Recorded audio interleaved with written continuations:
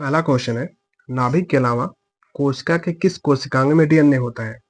तो नाभिक में यानी कि न्यूक्लियस में डीएनए पाया जाता है, डीऑक्सीराइबो न्यूक्लिक एसिड ये इसका फुल नेम होता है, और माइटोकॉन्ड्रिया में पाया जाता है, यानी कि सेल में मुख्यतः दो ही जगह जो वो होते हैं डीएनए होते हैं वो पाए जाते हैं। पहला नाभिक यानी न्यूक्लियस और दूसरा माइटोकॉन्ड्रिया। नेक्स्ट है, डीएनए की खोज फ्रेडरिक मिसर ने की थी। ये एक फैक्ट है, कई बार पूछता है कि डीएनए की खोज किसने की? फ्रेडरिक मिसर ने की है। तथा डीएनए का double helix model James Watson तथा फ्रांसिस क्रिक ने दिया था। ये भी एक फैक्ट है, पूछता है कि डीएनए का डबल हेलिक्स मॉडल किसने दिया था? वाटसन तथा फ्रांसिस क्रिक ने दिया था। अगला प्रश्न है, साधारण मनुष्य में कितने गुणसूत्र होते हैं? तो साधारण मनुष्य में मुख्यतः 46 गुणसूत्र होते हैं। मैं आपको बताता हूँ, 46 गुणसूत्र होते हैं और ये 23 पेयर में होते हैं, ठीक है। और 22 पेयर जो होता है वो होता है ऑटोसोम, यानी कि 22 जोड़ी जो गुणसूत्र होता है वो यक्स यक्स सभी व्यक्तियों में पाया जाता है। और जो 23वां जोड़ा होता है वो होता है सेक्स क्रोमोसोम, इसे लिंग गुणसूत्र भी कहते हैं। यही जो गुणसूत्र होता है 23वीं जोड़ी, वो निर्धारित करता है कि व्यक्ति मेल होगा या फीमेल होगा। अगर किसी बच्चे में 23वां जोड़ा यक्स यक्स हो जाता है तब वो हो जाता है फीमेल। और अगर किसी व्यक्ति में या फिर किसी बच्चे में जो सेक्स क्रोमोसोम होता है वो अगर हो जाता है यक्स वाई तो वो हो जाता है मेल।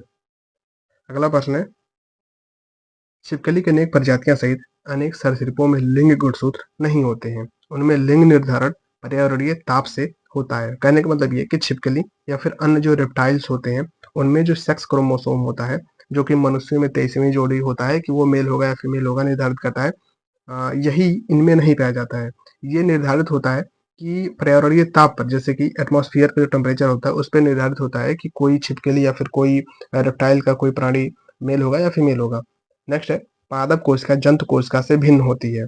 ये बता रहा है कि पादप जो कोशिका होती है वो जंतु कोशिका से किस प्रकार भिन्न होती है, क्योंकि इसकी कोशिका में बाह्य आवरण कोशिका भित्ति कहलाती है। देखिए, पादप जो कोशिका होती है ना, उसमें बाह्य का जो उसका जो बाहरी आवरण होता है वो सेल वॉल का बना होता है। जबकि हमारे शरीर में यानी मनुष्य में जो बाहरी आवरण होता है वो सेल वॉल का नहीं बना होता है। तो ये मुख्यतः अंतर होता है पादप कोशिका में और जंतु कोशिका में।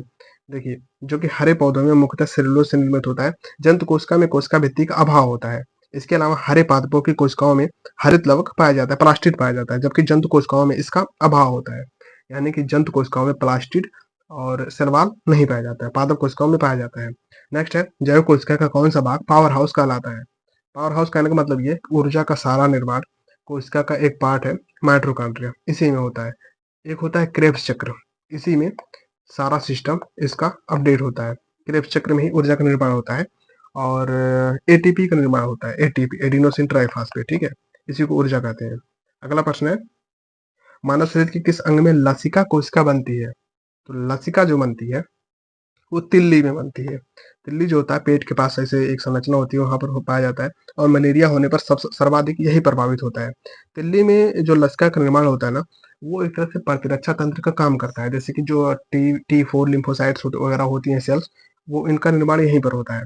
अगला प्रश्न है, विषाणु सम एकल तंतु आरएनए से बना होता है। आरएनए का फुल नेम होता है राइबोन्यूक्लिक एसिड। अगर क्वेश्चन ये पूछे कि विषाणु की संरचना कैसे होती है, तो आरएनए से मुख्यतः विषाणु बने होते हैं। अगला प्रश्न है, प्रोटीन संश्लेषण में सबसे अधिक महत्वपूर्ण भूमिका किसकी होती है? एंडोप्लाज्मिक रेटिकुलम और राइबोसोम की होती है।